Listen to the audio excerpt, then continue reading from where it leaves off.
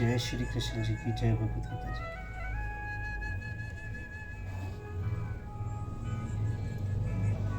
संबंध इस प्रकार भगवान की स्तुति और प्रणाम करके अब भगवान के गुण, रहस्य और महात्माएं को यथार्थ न जानने के कारण वाणी और क्रिया द्वारा किए गए अपराधों को क्षमा करने के लिए 2 श्लोकों में भगवान से अर्जुन प्रार्थना करते हैं।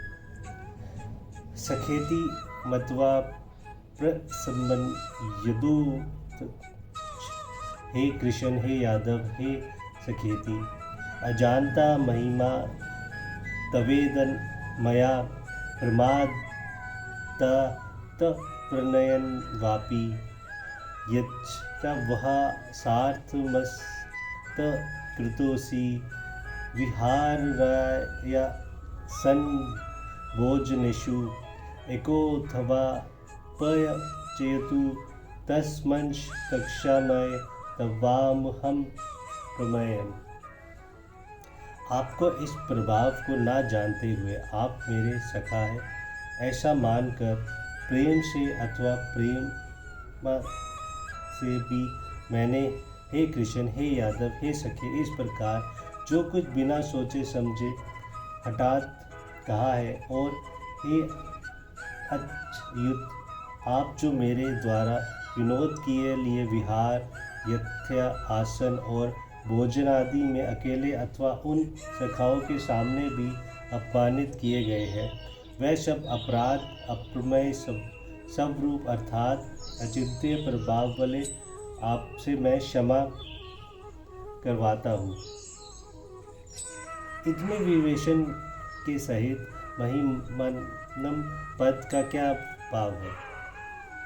विराट रूप स्वरूप का दर्शन करते हुए समय अर्जुन ने जो भगवान के अतुलनीय तथा अप्रमेय ऐश्वर्य, गौरव, गुण और प्रभाव को प्रत्यक्ष देखा, उसी को लक्ष्य करके महिमानम पद साथ इदम विशेषण दिया गया।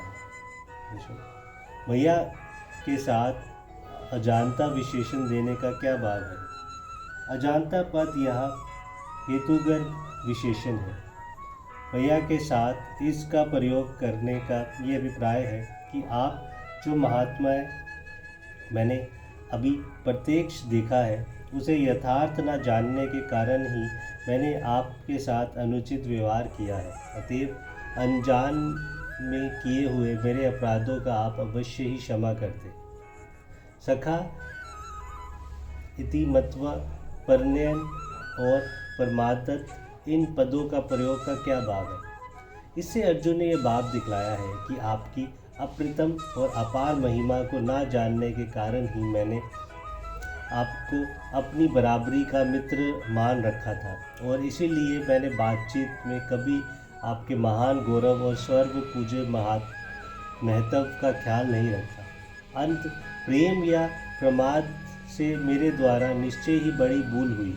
बड़े से बड़े देवता और महर्षि गण जिन आपके चरणों का वंदना करना आपका सौभाग्य समझते हैं, मैंने उन आपके साथ बराबरी का बर्ताव किया। अब आप इसके लिए अपनी दयालुता से मुझे क्षमा प्रदान कीजिए। प्रसबद्ध पद का प्रयोग करके हे कृष्ण हे यादव हे सखे इन पद के प्रयोग का क्या भाव है। अर्जुन प्रेम या प्रमादवश जिन अपराधों को अपने द्वारा होने मानता है, यहाँ इन पदों का प्रयोग करके वह उन्हीं को स्पष्टीकरण कर रहा है। वे कहते हैं कि प्रभु यहाँ आप और कहाँ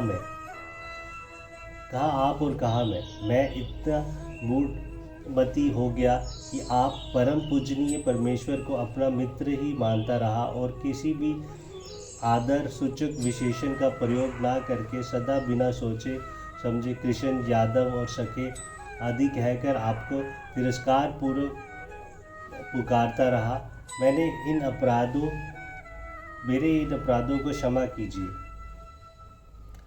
अच्युत संबंधन का क्या भाव है। अपने महत्व और स्वरूप से जिसका कभी पतन ना हो उसे अच्युत कहते हैं।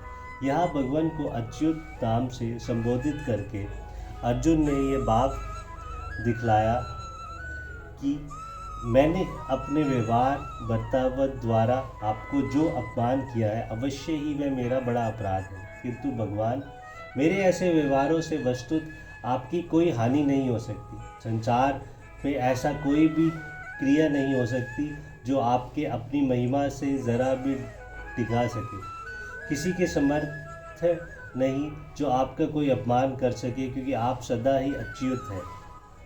यत और च के प्रयोग का क्या भाव है? पिछले श्लोक में अर्जुन ने जिन अपराधों की स्पष्टीकरण किया है, इन श्लोक में वह उनसे बिन अपने व्यवहार द्वारा होने वाले दूसरे अपराधों का वर्णन कर रहे हैं। ये बात दिखलाने के लिए पूर्ण यत्न का और पिछले श्लोक में वर्णित अपराधों के साथ इस श्लोक में बतलाए हुए समस्त अपराधों को संहार करने के लिए च का प्रयोग किया गया है।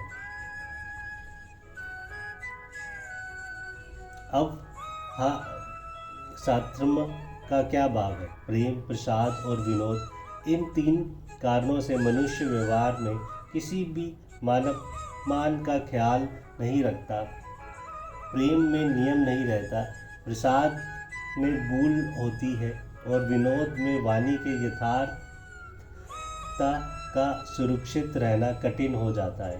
किसी सामान्य पुरुष के अपमान में ये तीनों कारण मिलकर भी हेतु हो सकते हैं और पृथक भी। इनमें से प्रेम और प्रसाद, इन कारणों के विशेष में पिछले श्लोक में अर्जुन कह चुके हैं। यहाँ अब सातवें पद से तीसरे कारण हंसी मजाक का लक्ष्य करा रहे हैं। विरहाशय या संभोजनिश एक और तत्समक्ष इन पद का प्रयोग करके असकृत सी कहने का क्या अभिप्राय है?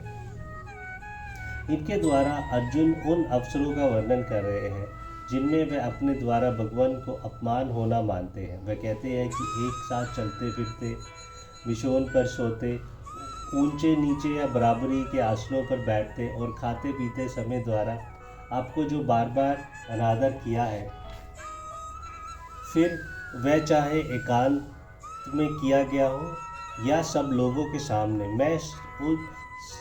मैं अब उसको बड़ा अपराध मानता हूँ और ऐसे प्रत्येक अपराध के लिए आपसे क्षमा चाहता हूँ। तत्पद किसका वाचक है तथा तवाम के साथ अप्रमेय विशेषण देकर या शाम्य क्रिया का प्रयोग का क्या भाव है? तत्पद यहाँ 41वें और 42वें श्लोक में जिन अपराधों को अर्जुन वर्णन किया है वैसे समस्त अपराधों का वाचक है तथा तवाम पद के साथ अप्रमेय विशेषण देकर शाम्य क्रिया को प्रयोग करके अर्जुन ये भाव ने अपने उन समस्त अपराधों को क्षमा करने के लिए प्रार्थना की है। अर्जुन कह रहे हैं कि प्रभु, आपको स्वरूप और महत्व अचिंत्य है, उसको पूर्ण रूप से तो कोई भी नहीं जान सकता। किसी को उसका थोड़ा बहुत ज्ञान होता है तो वह आपकी कृपा से ही होता है। यह आपके परम अनुग्रह की ही सफल है कि मैं जो पहले आपके प्रभाव को नहीं जानता था और इसलिए आपका अनादर किया था, अब आपके प्रभाव को कुछ जान चुका हूँ। अवश्य ही ऐसी बात नहीं है कि मैंने आपका सारा प्रभाव जान लिया है। सारा जानने की बात तो दूर रही, मैं तो अभी उतना भी नहीं समझ पाया हूँ जितना आपकी दया मुझे समझा देना चाहती है।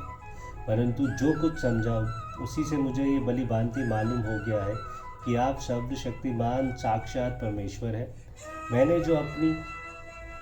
मैंने जो आपको अपनी बराबरी का मित्र मानकर आपसे जैसा बर्ताव किया है उससे मैं अपराध मानता हूँ और ऐसे समस्त अपराधों के लिए मैं आपसे क्षमा चाहता हूँ। जय श्री कृष्ण जी की जय।